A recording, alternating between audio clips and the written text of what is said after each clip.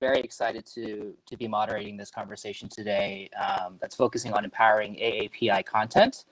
My name is Will Park. I'm the Vice President of Brand Integration here at Ben. Myself and my incredible team focus on integrating brands into film, television, and streaming content. I'm joined by an amazing group of panelists today, experts and veterans from entertainment and music. And I'll kick it over to them to do some introductions for themselves. So Mia, why don't we start with you? Hi, I'm Mia. I've been in the music industry, entertainment industry, and now the tech industry for some time. I'm the head of product at Goodbye, the easy button for conscious shopping. And I'm also the creative director at Asian American Collective. Awesome. Emily, you want to go next? Sure. Hi, I'm Emmeline. I've been in marketing partnerships and creative production for the past 15 plus years, working with really big brands and partnering them with artists, talent, influencers, and creating branded content and events. And I'm currently a supervising producer at Mass Appeal. Awesome. How about you, Grace? Hi, I'm Grace Kim James. I am the co-head of marketing at Atlantic Records, so I'm primarily in music. I know all the ladies on this panel, so I'm just excited to be here. So thanks for having me, Will.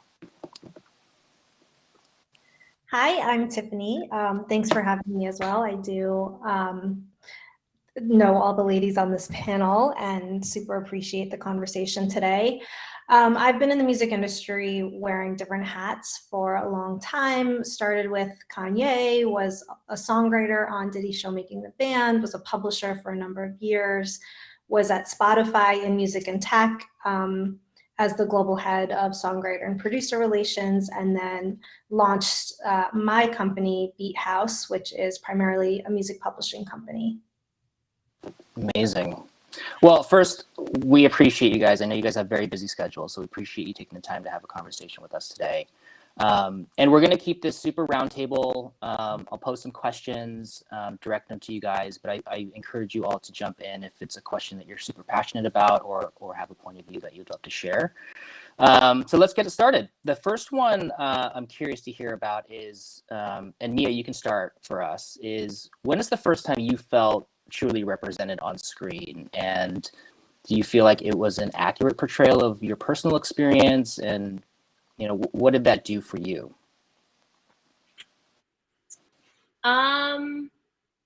So me specifically on screen, or just Asian representation, something that you feel like you could connect with from a personal level? I mean, I've talked about this on our AAC Clubhouse events before, but, you know, growing up, I would say that I didn't so much really connect with my Asian side. But right before the pandemic, I had joined Women in Music and I was running creative for them. And I was asked to host a panel for this month specifically.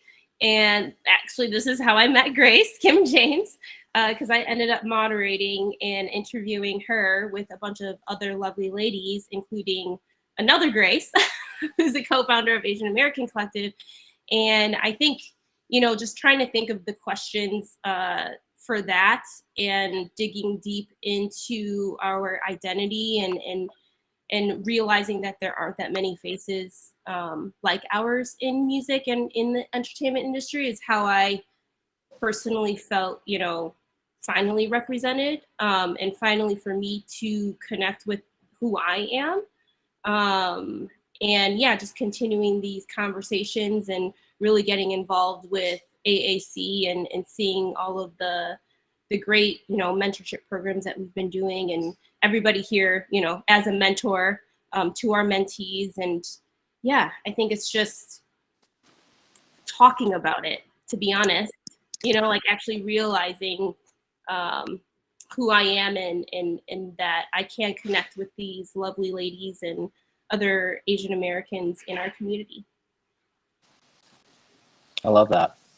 Grace, how about you? In music or entertainment, was there anything growing up that you felt you know, captured who you were or where you came from that inspired you to get into entertainment and music? So I'll first share, Will, that I'll answer the first question that you asked me, which is when was the first time I felt seen and represented? And that short answer was watching Crazy Rich Asians. And I know that sounds really cliche, but it was the first time I saw myself on screen and wasn't embarrassed or ashamed of my culture. And I also thought, like, I walked out of that theater feeling like, wait, I didn't know I was missing something until I saw this. And there was this very deep emotion that overwhelmed me that I just didn't expect to walk out of when I went to go see that movie. And the person who took me to that screening was a Black friend of mine who jokingly took me because, you know, he was such a, you know, Black Panther fan. And he was like, you went to Black Panther with me, like, we're going to go support your people. And he joked about it, but it was so true. Like, he's like, I want you to see what it looks like, it feels like. And he was so right. But for me, growing up, again, like, you didn't know that there was anything missing. I did want to be a singer growing up. And so, like, I had this aspiration to be this R&B singer.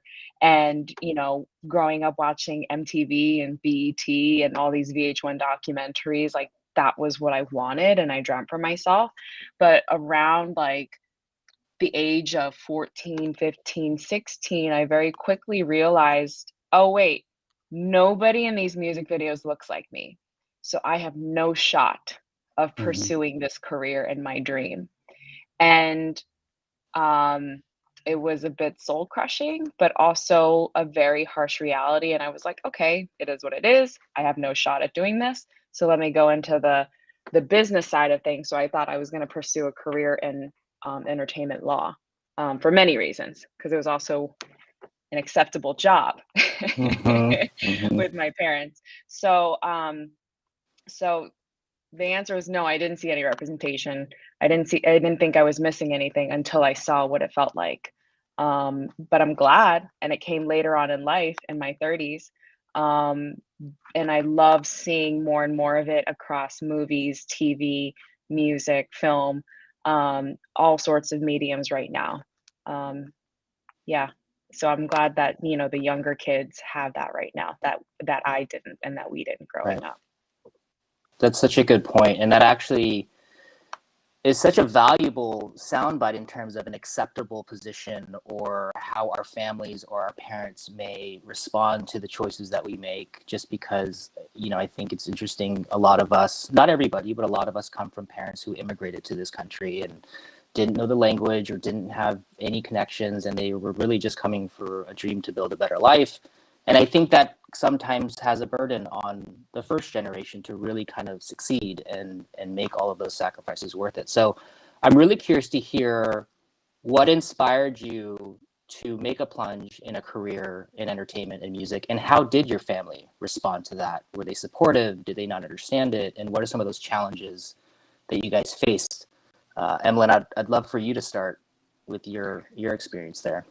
So I have an interesting story because I went to school at night and I took my college courses at night, and I was working full time during the day because I had a very strict father, and he did not like that I was dating a Black person at the time when my first love was Black. And so he kicked me out.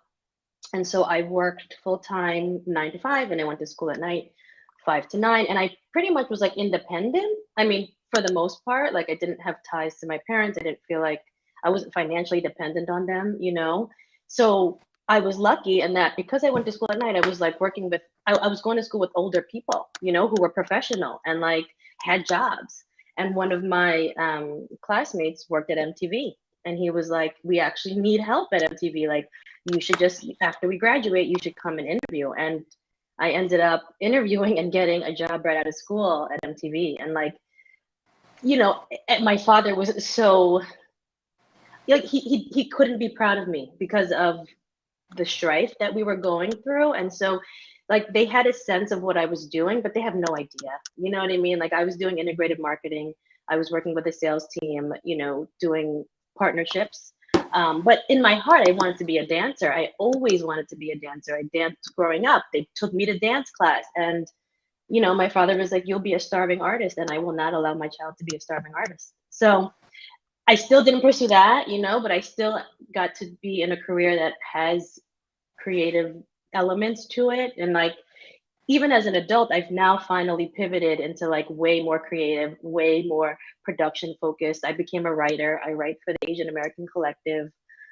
But yeah, like to this day, they have no idea that I've had this amazing career in marketing or like what I do. Yeah, that's amazing. How about you, Tiffany? How is it? How did it affect you, and how did your family respond to your path? Yeah, first, Emmeline, thank you so much for sharing that. I know you're super vulnerable in order to share something so personal. And I think it's so important for us to hear that, because that idea of being kicked out or disowned or cut off from family members is something that I think so many of us growing up in first generation, like immigrant families, have experienced. So, from my career decisions, I also had 3 years where I didn't talk to my parents really. So, that's traumatic. It's like in those early 20 years when you're just trying to spread your wings and do what you want to do. And like, what's wrong with that? Like, did I commit a crime, in wanting to be in the music industry and wanting to be a songwriter? And so, up until that point, I had done everything, I didn't have the best grades, but I didn't have terrible grades. I got into NYU. I, graduated there. It's like until the moment was clear that like I was not, gonna go to law school from there or not, do something that was quote unquote stable. And the truth is, for all of us here on the panel, what we ended up doing was stable. It was groundbreaking, was inspirational, was all of these things that, maybe, our parents didn't see, or the, Asian American community at that time. So, that was my experience as well. And it is amazing to have these moments where we're sharing our stories and able to say, that happened to me too. Yeah, it's so true, and I echo Tiffany's sentiment to Emmeline in terms of being able to share a story like that so openly, because it is something that I think triggers all of us and is something that we can kind of relate to. But I'm also curious to know how that has shaped who you are today in terms of how you look at the next generation of people, whether it be your children or people that you mentor, and how you can help them embrace what they want to do versus putting them in a box. Mia, what are your thoughts on how those experiences have shaped who you are today and how you approach life? It's funny. So growing up, I also wanted to be a singer, songwriter like Grace, and dancer like Emmeline. I also wanted to be a graphic designer. I wanted to be anything creative. And, my parents were pushing me towards going into the business and tech side of things. And I feel like for me, I've ended up kind of splitting my brain in that way, where like the day job is the tech side and the business side, and like the night job is, oh, I'm gonna go to the studio and I'm gonna write, or I'm gonna do the artist thing. And I think my parents weren't they weren't like going to disown me or do anything so serious that Emmeline experienced, but I do feel like it was a perpetual disappointment to want to be on the creative side and knowing that I wanted to go that route, but at the same time I had, mom sitting on my shoulder like, oh, well, you're a failure, like if you go that route. Or, I would play shows and she would tell me I was mediocre at best to try to discourage me, while I had, peers or strangers who were like, what label are you on? I'm like, oh, what? I'm not even, I'm just independent. I'm just out here doing the thing. And I think that for me, at my age now, 28 for the rest of my life, not really, but I think that I would want to just encourage, our youth to pursue what they want, that it can happen, especially with all of these panels and all of the organizations and us elevating each other. I think that's important to see each other support one another, because I do think that we're still not doing that. Like, I still think there's some type of weird competition to be like the only one. I don't know if you all feel this way, but I feel like, I try to put everybody out there, and it's not just like, oh, is this gonna benefit me, right? I want it to benefit everybody, and I think that my path is weird. I actually enjoy the tech side of things because I can find the creativity out of it, right? So like in product development and creating apps, I can be in the music industry for that if I want to be. I can be on the brand side of things if I want to be. And there's still creative strategy when it comes to that. And at the same time, I can also be a songwriter. I mean, I was working a full-time job starting at 7 a.m., button seat, 7 a.m. before the pandemic, going to the office. And after work, going to the studio, writing with the writing collective until like 2 a.m. So I basically didn't sleep, but I ended up doing the things I wanted to do and, reaching goals that I wanted to reach. So I do think that for our youth, there's ways to do it all. Obviously, I want there to be some harmony and not kill yourself over doing all the things, but we're also Asian, so we try to do all the things. Yeah, that's Sure. my viewpoint.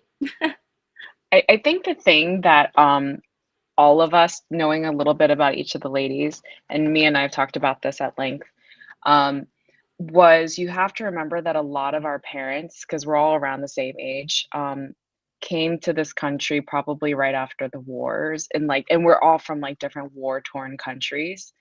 So our parents' perspectives of jobs is very different than our American perspective of jobs.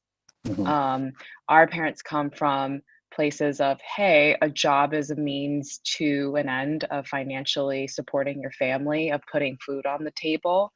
And a lot of the jobs that I think all of our families know are mostly trade jobs. And for me and my family, they're factory working jobs, they're seamstresses, they're farmers, like those sorts of things. And so the creative field, I think for a lot of us is like, it wasn't even an option. And you don't have any perspective as to pursuing a career in writing or editing or doing music or anything like that, because that's why they're not stable. Like we don't know where the money's coming from. Mhm.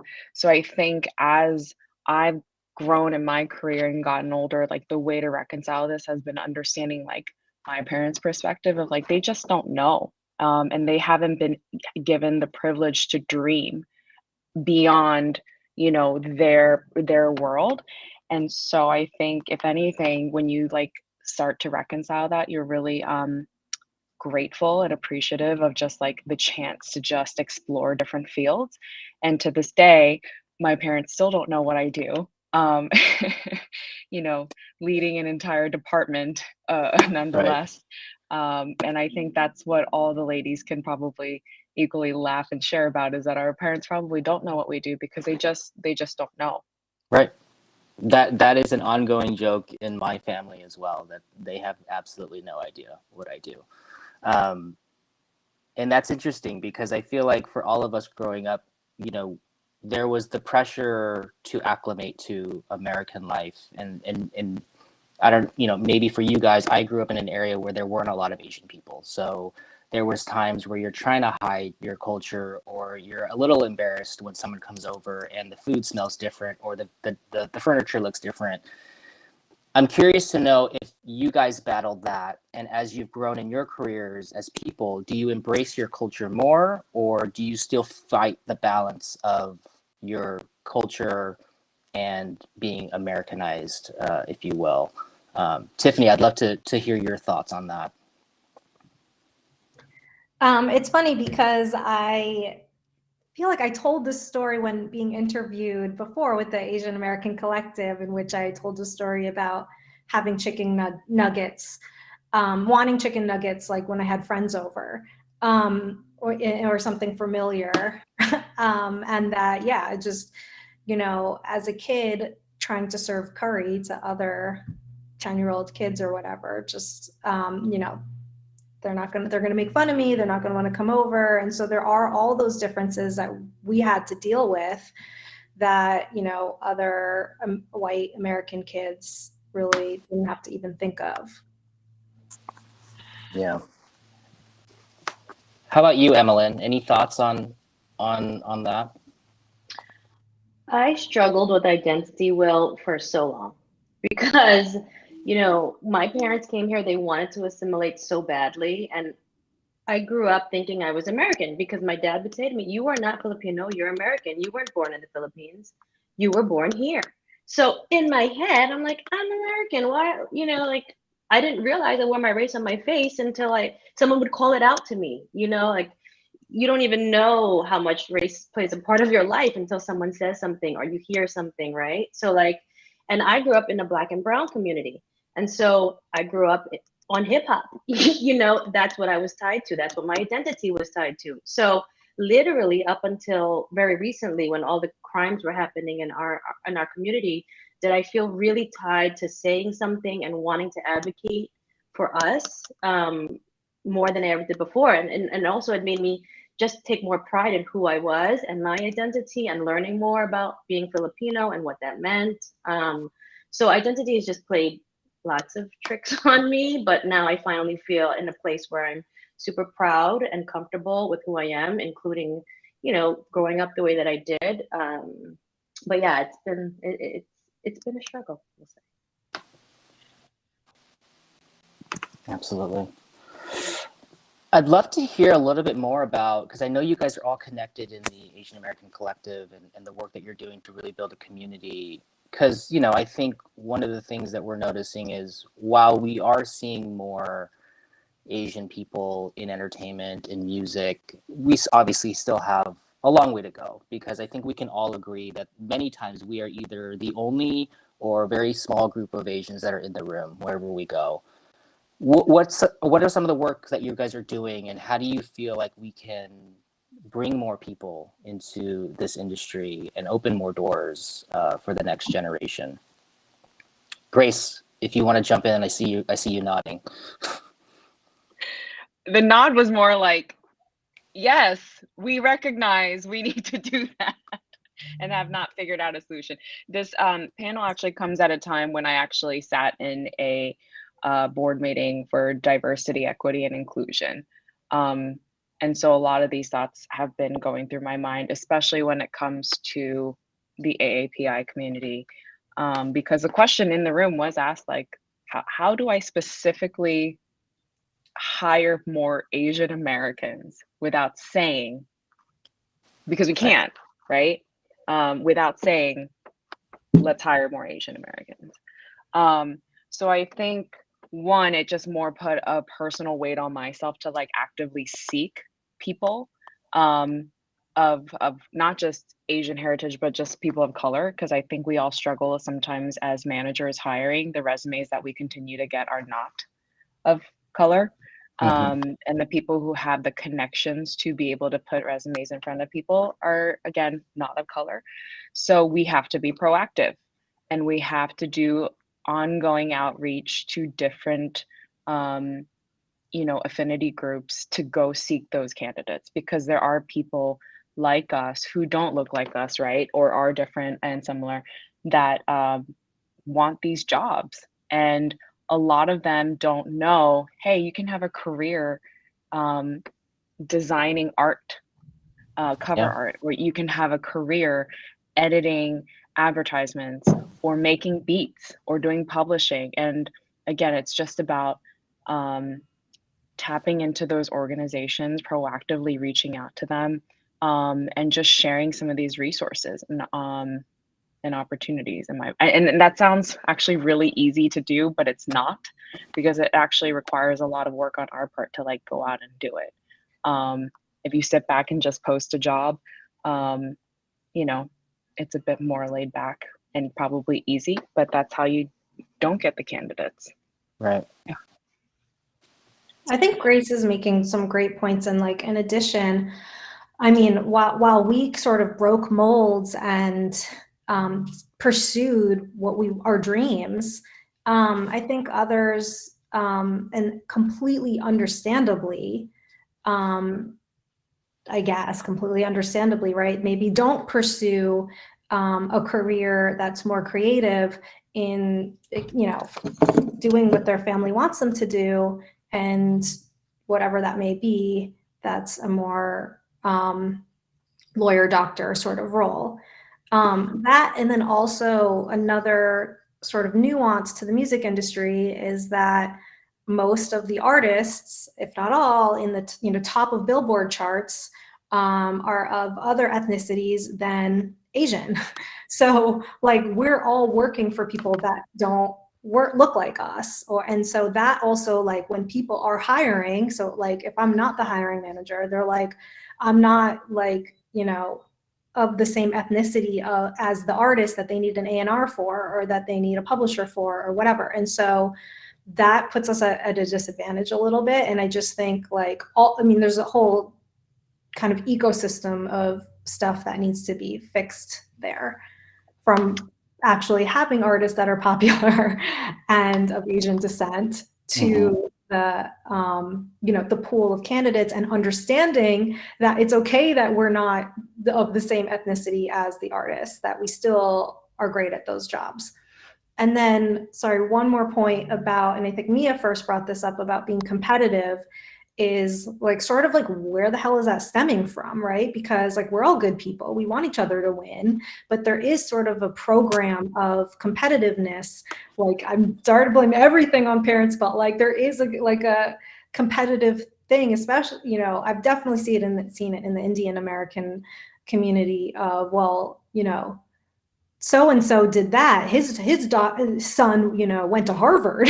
Right. Oh, I'm just a loser. I went to NYU. It's like, Right. So it's like that. And then we see like that, and then also the lack of opportunity, right? So that we think only one Asian person's going to be hired, so we all compete for that sort of thing. So all these sort of points are up for discussion. I also, just sorry to add to this, because this is actually a topic that I'm really, really vocal Grace. about and opinionated on. There's also a certain kind of Asian person who is hireable and employable, I feel like, in this music business. And it's unspoken, but I think everyone here knows, I think, what I'm talking about. Like, and by the way, I am also a culprit of it, because sometimes I do some of these interviews, I'm like, you're not going to make it, you're you're not going to make it, you're too green. But I was really green, and someone took a shot and bet on me, and their input and their influence on me worked out in the long term. But there is a particular perception of us, and I could list all the different perceptions and stereotypes that are associated with our community that is sometimes not, and oftentimes, not sometimes, oftentimes not welcome in entertainment and media.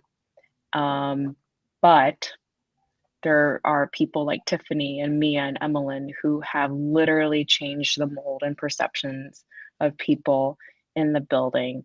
And it is our jobs to bring someone along the way. Yeah. So to add, clearly this is a topic that we all really want to talk about. I was doing some consulting for different brands and different publishing companies on the DEI side. And the question came through of like, how can we hire more people of color without saying, right? Like that topic. And I think that especially with all the stats out there, even surrounding how women won't apply to jobs if they're not hitting all of the bullets and the requirements, yet men, they hit one and they're like, boom, I've got this, no offense, Will. But I think that, even with job descriptions, it's explicitly saying that we encourage people of color to apply. It's almost like they need that the permission for some reason, right? Because we're not used to that. And I think that, you know, we do have to be a little bit more vocal about encouraging people of color to apply for these positions nowadays versus just kind of putting the job description out there. And, you know, in addition to the competition situation, I feel like there's a lot of, maybe this is controversial, but I've experienced a lot of Asian Americans in the community of saying they want to help and almost doing that performative act of saying they want to help, but then in reality they don't. They're just doing it for the act. And I think that all of us here are of a mindset of truly wanting to help individuals, right? Where there are younger A&Rs and you know, even students still in school who want to get into music tech, you know, coming up to me at our event on Monday, just, hey, like, I just need some help with my resume, even someone to look at my resume. And I'm like, email me and I will help you. I will look at it. And I know I've been in those situations where, you know, I've been on the other side and, you know, this person would say that they would help me or look at it, you know, whatnot, but then not. And I think that we're all busy people, but, you know, I think there's also transparency in that you are busy. And if you can't take something on, then you can just simply say that you can't, or you can refer them to other peers that might be able to help. So I think I think we all need to just be more honest about, you know, what we can handle and how we can help these younger generations in getting these roles in the industry, in the creative fields. It's a very good point, Mia, and those very honest answers. So I appreciate that. Emmeline, do you have thoughts that you want to add to this topic as well? I mean, I feel the way all you ladies do. And when I was in a position to hire a team, you know, it was like subconsciously or consciously, I don't know, I ended up hiring only people of color. And it was like, I felt this onus because, again, people took chances on us, or for the most part, right? Like, you need someone to open a door for you. And the industries we are in, that's all it's about. Like, it's who you know, right? Like, it's somebody taking a chance on you. And so when you have an opportunity to become a manager or hire somebody, like, it takes us to give those opportunities to the next generation. And like the AAC does a great mentorship program. And we've done it now for 2 years. And, you know, we did a career night, you know, reaching out to colleges and talking to colleges about these kinds of jobs, the jobs that they don't even know exist, right? Like sharing what we do, because a lot of these kids don't even know how, like, all the work that goes behind the scenes on like putting a commercial together, putting an album together. So it's like doing what we do in terms of just spreading the word and sharing our knowledge. I think that's such a good point. I think it's, you know, it's almost demystifying what a career in music or entertainment is, and people think that it's the people on screen or it's the recording artist, but to your point, there's so many people behind the scenes that actually make that work. And I think that education is important, that there are meaningful careers that you can have, and it doesn't mean that you're going to be a celebrity, you know. The other thing that I would love to hear all of your point of view is, if you could talk to 14-year-old self or 13-year-old self or 15, or whatever pivotal age you were, what piece of advice would you give them? Knowing what you know now, going through the experiences that you've been through, what would you tell your younger self? Mia? God, I'm still trying to process this question. I mean, oh, go ahead, Mia. Go ahead. If you know your answer, go ahead. I think for me, like, a big thing was compartmentalizing my life. So like there was like my music industry persona, like me pursuing my career, and then like going back home and my family having no idea what I do, and me trying to like give them the fifth grade simple of like what my life was, but also, you know, hiding a lot because it was just I didn't want to deal with it. So like so yeah, that for me, I think if I looked back at 14-year-old self and now as 38-year-old self, I'd be like, just be yourself the whole time. You don't need to have like two different Tiffany's. Similar to that, not only be yourself, but that the other things that other people tell you when you're growing up are not true. That those things, like when we're told that we're weird or our names are weird, or our food is weird, or your parents can't speak English, that is not on us. That is everyone else's problem. And I wish I had known that sooner. I would tell myself to trust myself, to listen to myself and trust myself because I will make it.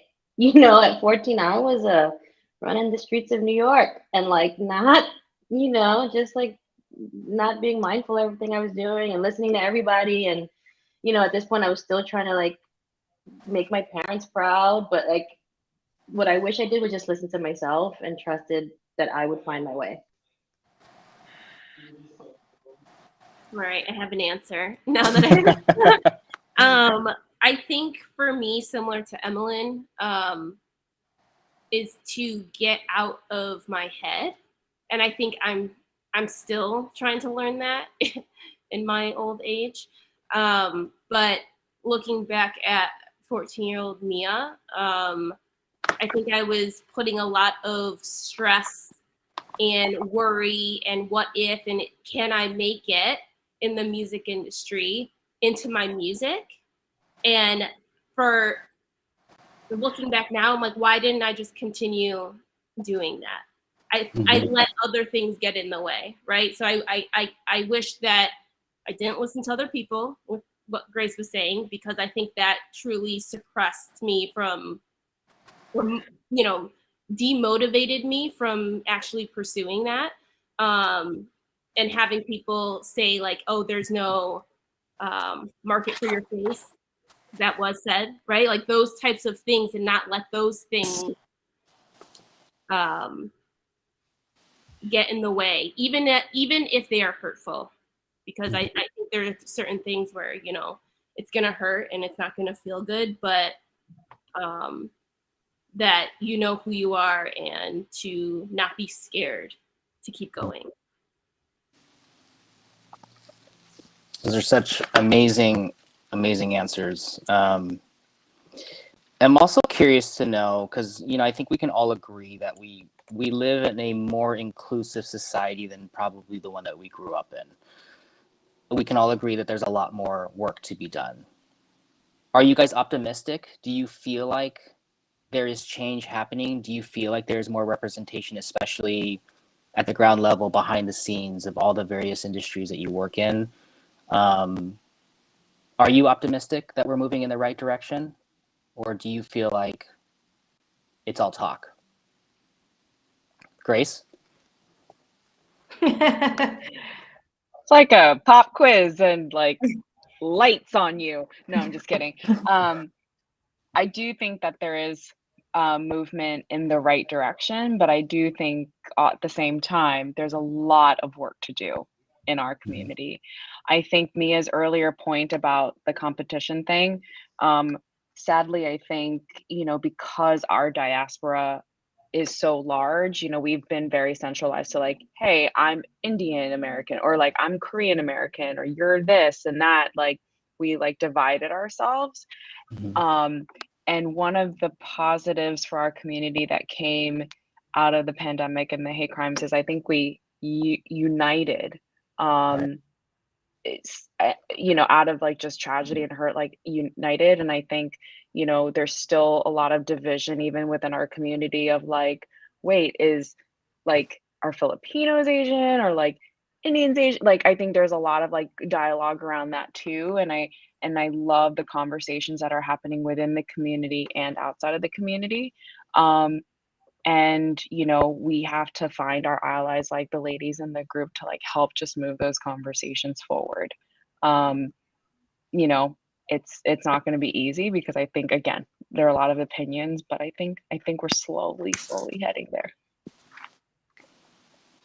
I think for the past 2 years, I think all of us have done a lot of panels like this, and I feel like we're still in that loop of talking about very similar things. To Grace's point, like we have so much work to do, and I'm struggling with like what are those actions that we can take as a united front and as individuals, as individual human beings. I was at a panel last night, and it very candid, very open conversation. But again, it's like, how do we move it? You know, I don't know if you all feel this, but I feel like we are kind of swirling, right? Like we're doing the talk and we're having the conversation. So the awareness is out there, right? Like we are all aware, or we're just aware in our own bubble. That could be a thing too. We could just be preaching to the same people. But I think that's my biggest struggle right now is like how we actually move it forward. And, you know, with everything going on in the world, being on fire. Right. Tiffany, how about you?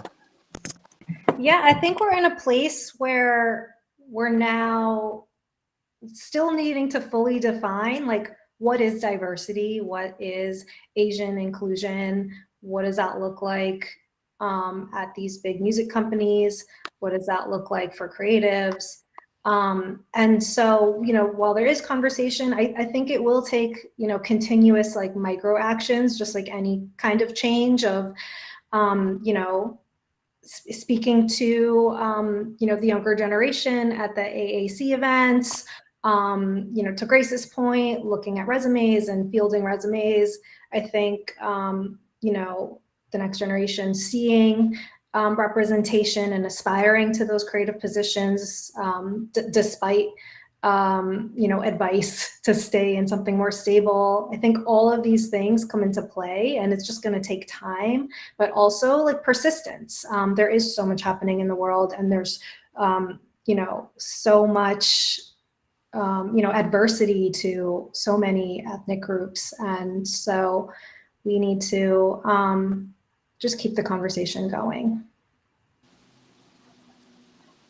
How about you, Emmeline?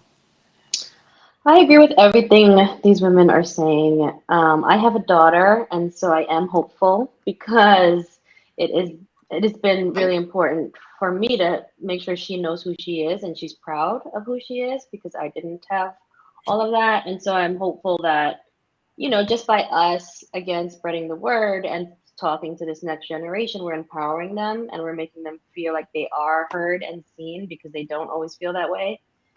So yeah, I agree with everything everyone's saying, being persistent and continuing the conversations. Yeah, it's such a good point. I mean, I think the more that we talk about these things, the more that we talk about how we may be different, the more that we realize that we're the same. And I think, and I did go off script on you guys. I apologize, but you guys are so honest and amazing at your point of view that it sparked a lot of different questions that I was genuinely curious to hear your point of view on. So we are at time, but I do want to thank each and every one of you for taking the time, but more than anything, just being so honest and open about your experiences and your challenges. And I think the more conversations we have about this, the better we will all be. So thank you very much for your time. And I appreciate everybody that joined in. Thank Thanks, you. all. And thanks, ladies. Bye, friends. Thank you. Bye, friends.